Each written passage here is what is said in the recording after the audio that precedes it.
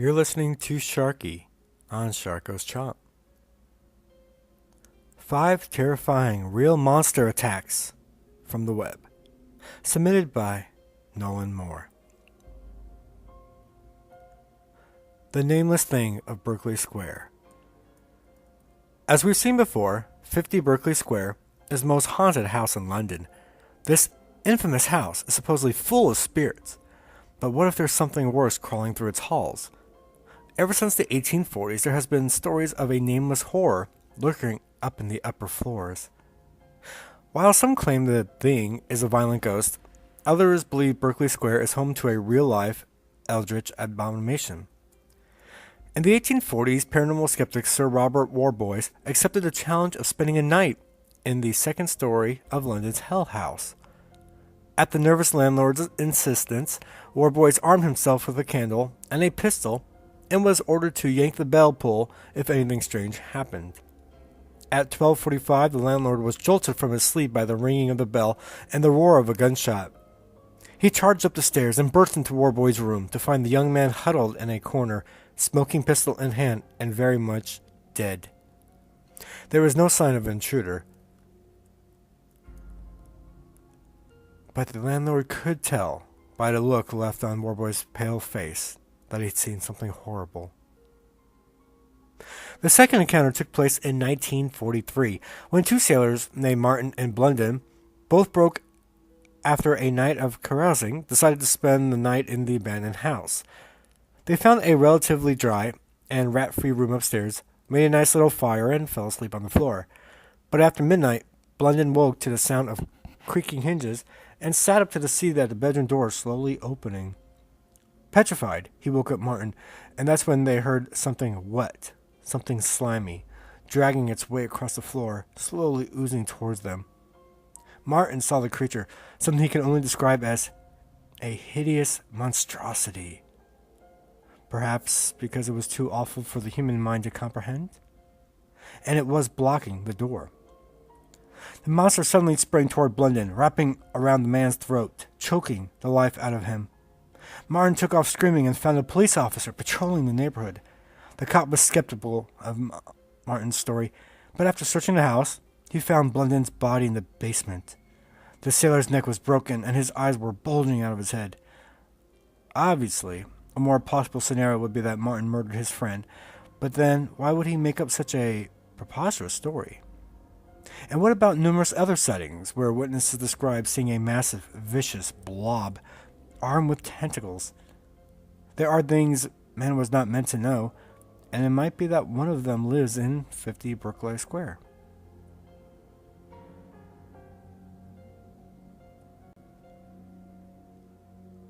Lapka, Dolma, and the Yeti. Despite Monsters, Inc., the Yeti isn't adorable. Not if Lapka Dolma is telling the truth. In 1974, 14-year-old Lapka was tending her yaks in the cold Nepalese mountains when something came charging down the mountainside. A Yeti grabbed the girl and hurled her into a stream.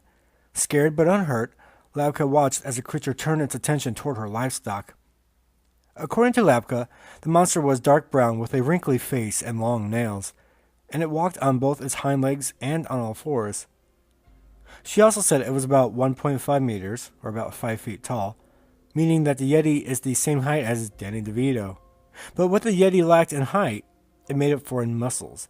It punched the yaks, and like a psychotic cowboy, grabbed their horns and twisted until their necks snapped. After killing 3, the rampaging snowman ate their brains. Lapka was traumatized, and her family found her in tears. They notified the police, who found strange bite marks on the yaks and odd footprints in the snow. So could a Yeti actually have attacked Lapka Dolma? Whatever the culprit, it certainly was abominable.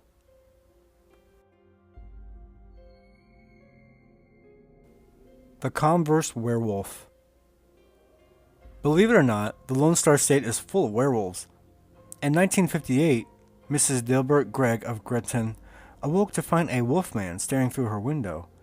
According to one tale, settler and tombstone carver N.Q. Patterson of Kimball County etched a gruesome face of a local lycanthrope into the limestone rocks near his home. And in San Antonio, The Crimson Blood Wolf Pack is a group of self-proclaimed teenage werewolves who wear fake fangs, slit iris contacts, and animal tails. But the most terrifying Texas tale is the legend of the Converse Werewolf. The story goes that an old rancher armed his son with a rifle and sent him into the woods to shoot a deer and prove himself as a man. When the boy didn't return after several days, the rancher formed a search party and set out to find him. As the rancher was making his way through the underbrush, he heard a strange noise in the distance. Hoping it was his lost son, he tore through the trees and found his boy, being eaten by a gigantic wolf monster. Horrified, the rancher shot the beast, which dropped its prey and ran away. But the rancher was too late. The boy's body had been ripped to shreds. After the werewolf encounter, the rancher lost his grip. He shut himself inside his cabin, refused to eat, and died a lonely death. It's like H.P. Lovecraft wrote a western.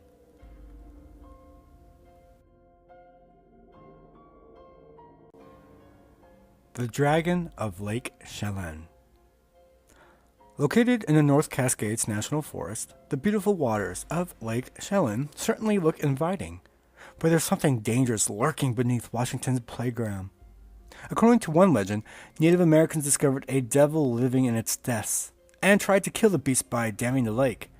But like any good horror movie, it survived. The creature resurfaced in 1892. According to a local newspaper, an unidentified young man was bathing in the lake when some very sharp jaws locked onto his legs. The man screamed for help, and two of his friends tried to pull him out. But the hungry monster had no other plans. After a life-and-death game of tug-of-war, the men dragged their friend onto the beach, with the creature still clamped onto his legs. The thing had the legs and body of an alligator, the head and eyes of a snake, a scaly tail, and bat wings. And although its skin was soft as velvet, the beast was impossible to kill. The man attacked the monster with knives, rocks, and sticks to no avail. The creature wasn't letting go.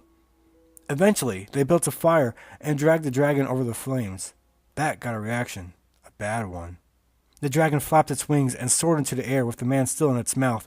Suddenly, it dived into the lake, disappearing, along with its victim.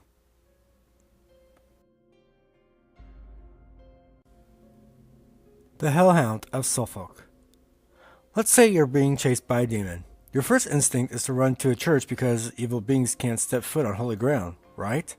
Well, that rule doesn't apply to hellhounds.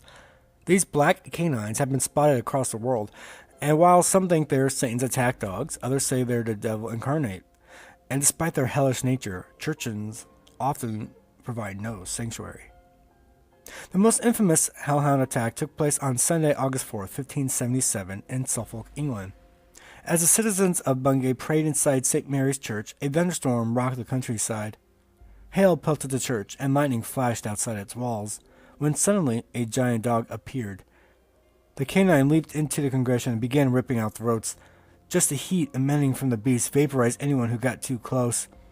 Some even say it used its front paws to strangle worshippers. By the time it was done, the hellhound had killed 3 churchgoers, but the night was still young.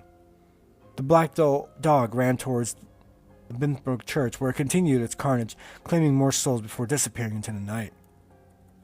So, did the hellhound really attack Bungay and Bithburg?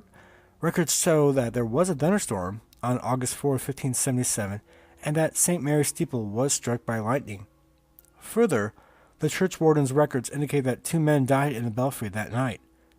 So, was it all a natural occurrence? Perhaps, but an old verse claims, "All down the church in the midst of fire, the hellish monster flew, and passing onward to the choir, he many people slew." And if you visit Blythburg, you can see where the hellhound supposedly scorched the church door.